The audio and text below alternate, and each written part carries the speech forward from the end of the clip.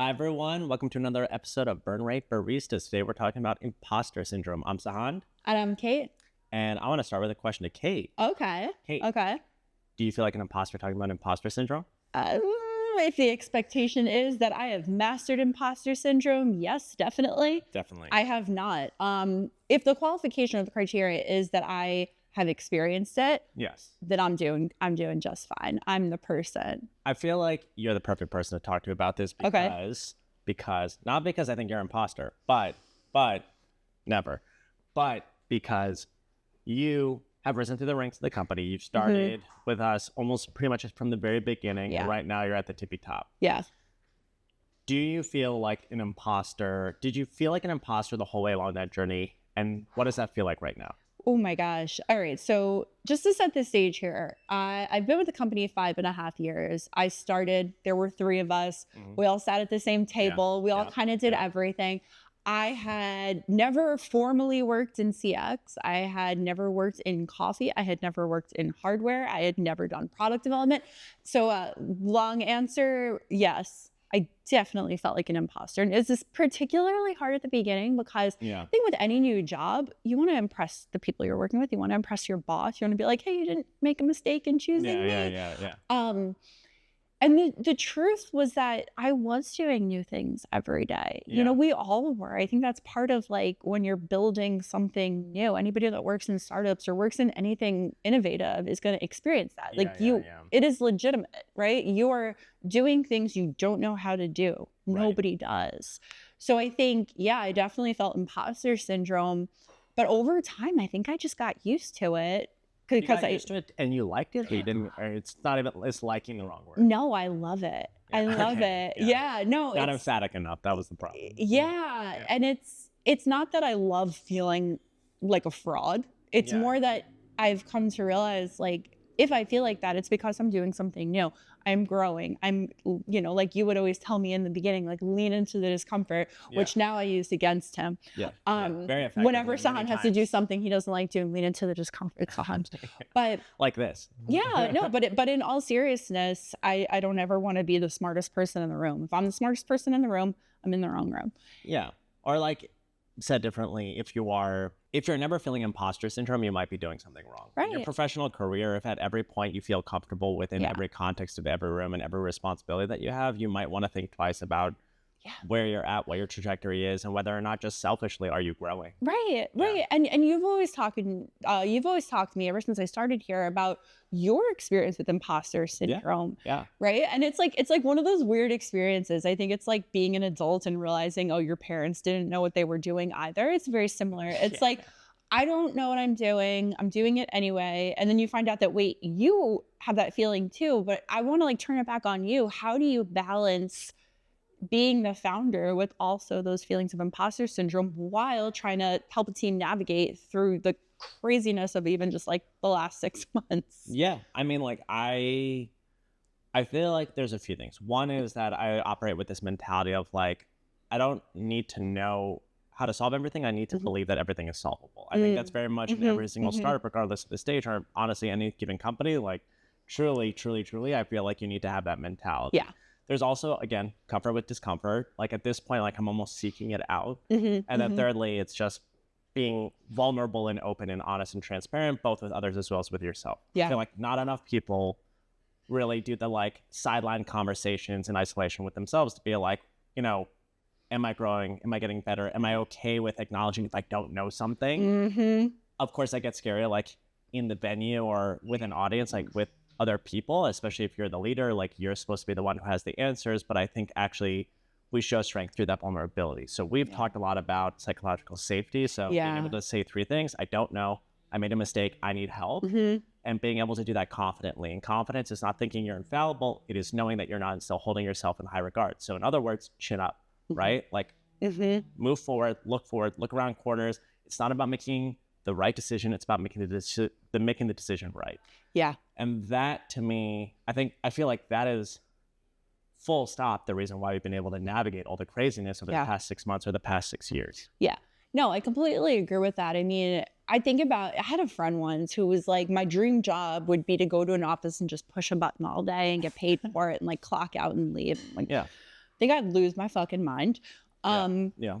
But I think you're right. You know, I never framed it like that. Like this idea that we're constantly dealing with newness. We're constantly having a brand new challenge or a brand new scenario. I mean, that is what has allowed us to even like survive the last year and the craziness of, you know, the economy or the supply chain or whatever it is. It's like at this point, I don't know that I have any particular skill set that is as strong as my ability to just learn how to do new things really quickly. Yeah. It's frankly like having that feeling for so long and then having done so many different things. I'm like, I feel like this might be its own competitive advantage. Like when things are really hard, you're like, good. Because frankly, like this might be how we kind of like separate out, you know, kind of like call the crowd, so to speak, in terms of the competitive landscape, because a lot of people, frankly, one, don't want to go through with it and then or go through with all the hard things. And then when you do, like not feeling inundated, it's like, okay, like I could either just sit here, you know, sink my heels in or like crumble. Or alternatively,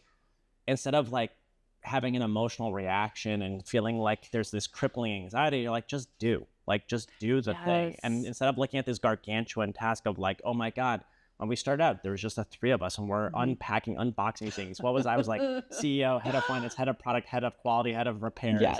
And I'm like, okay, like, how did we learn how the machine functioned? Well, for the first year and a half of the business, I wasn't a mechanical engineer by trade, but and I didn't have any money. I literally just bought used machines from other bean to cup players in this space and then took them apart. It's just getting, you know, a couple screws out, opening up the panels and looking inside to see how the sausage is made for these machines. How this coffee is made.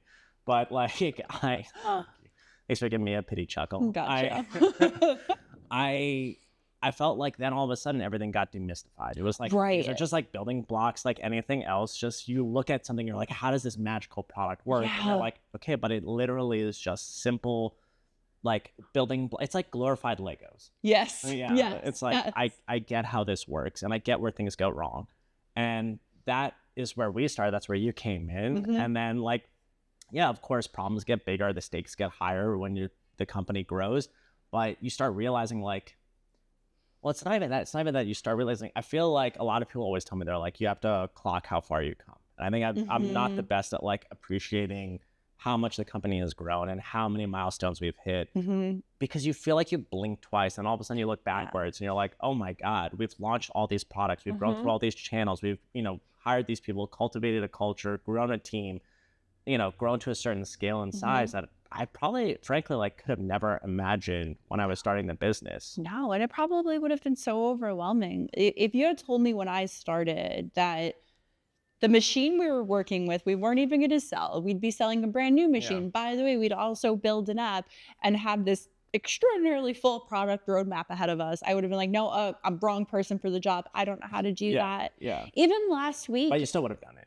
I would have, because I'm sick in the head.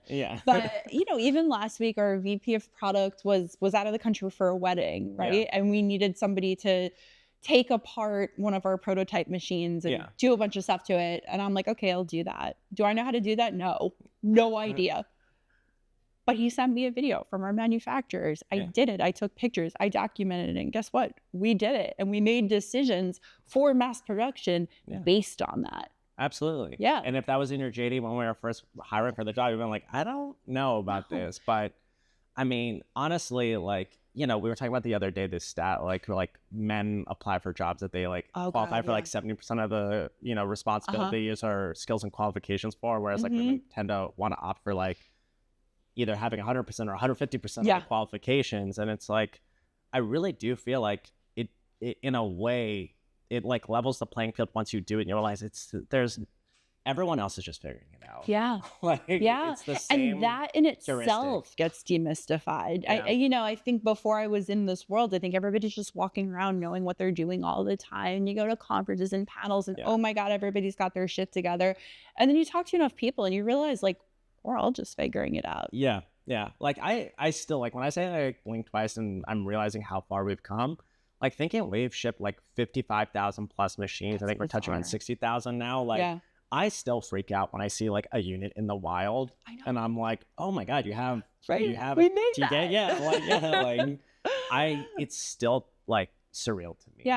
And again, like I feel like it's just like the only way out is through, or like that's kind of, I guess, more like when things are like when they're tough and like turbulent, then that's the mentality you want to have. But like it is still more or less the same compass. You just keep chipping away at stuff, and before you know it, you look back and see how far you've come. You're like, yeah, like this is literally how everything in the world gets made and how everything gets done. So what would your words of advice be to somebody that is feeling crippled by imposter syndrome? Lean into discomfort. Hell yes. Reframe it, man. It's a growth. It's growing. If you feel like you're an imposter, it's because you're in a new situation that is an opportunity for growth. Dive into it. All right. There you have it. I think that concludes the episode. Sounds good. Thanks for watching. See you next time. Bye.